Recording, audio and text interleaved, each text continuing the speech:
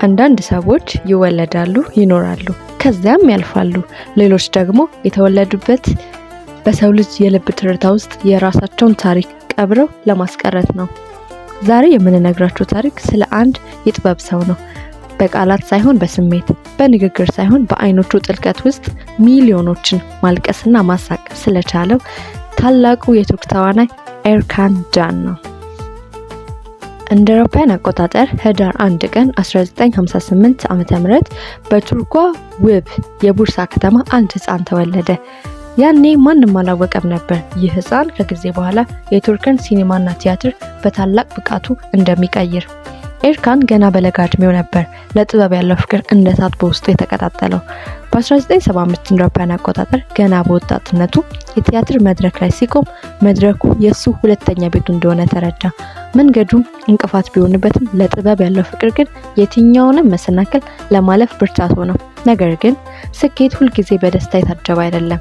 እንደ አውሮፓውያን አቆጣጠር በ1994 ዓ.ም ኤርካን ጃን በወጣትነቱ ከተዋናይት ሱኤዳ ቺል ጋር ትዳር መሰረተ። በወቅቱ ሁለቱም ለጥበብ ባላቸው ፍቅር ተሳስረው የተሻለ ነገን አልመው ነበር ጉዟቸውን የጀመሩት። የሙያው ጫና፣ የህይወት ፈተናዎችና የጊዜ ሂደት ፍቅራቸውን ፈተነው። ከ4 ዓመታት የጋራ ህይወት በኋላ እንደ አውሮፓውያን አቆጣጠር በ1998 ዓ.ም መንገዳቸውን ለመለያየት ተገደዱ። ያ ስብራትና ፍቺ በኤርካን ልብ ውስጥ ትልቅ ጠባሳ ጥሎ ማለፉ አልቀረም። ነገር ግን ያንኑ ስቃይና የህይወት እውነት ለጥበቡ ጥልቀት መስጫ አድርጎ ተጠቀመበት። የሰው ልጅ ልቡ ቢሰበርም እንደገና የመውደድ አቅም አለው።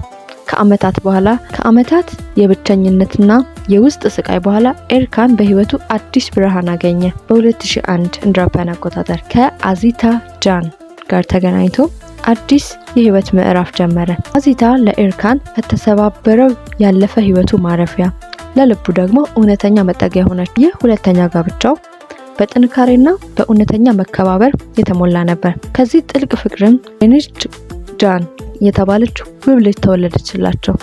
ኤርካን በስክሪን ላይ የሚያሳየን ታላቅነት በቤት ውስጥ ደግሞ ለአዚታ ታማኝ ባል፣ ለልጁ ደግሞ አፍቃሪ አባት በመሆን አስመሰከረ። ታሪኩ ከተመቻችሁ ቪዲዮን ላይክ ማድረጋችሁን እንዳትረሱ። አስተያየታችሁን ከታች ጻፉልን። ለቻናላችን አዲስ ከሆናችሁ ሰብስክራይብ ማድረጋችሁን ደግሞ እንዳትረሱ። በየጊዜው የምንለቃቸው ቪዲዮዎች እንዲደርሳችሁ ደግሞ የደወል ምልክቷን ተጫኑ። በሚቀጥለው አስደናቂ ታሪክ እስክንገናኝ ደህና ሁኑ።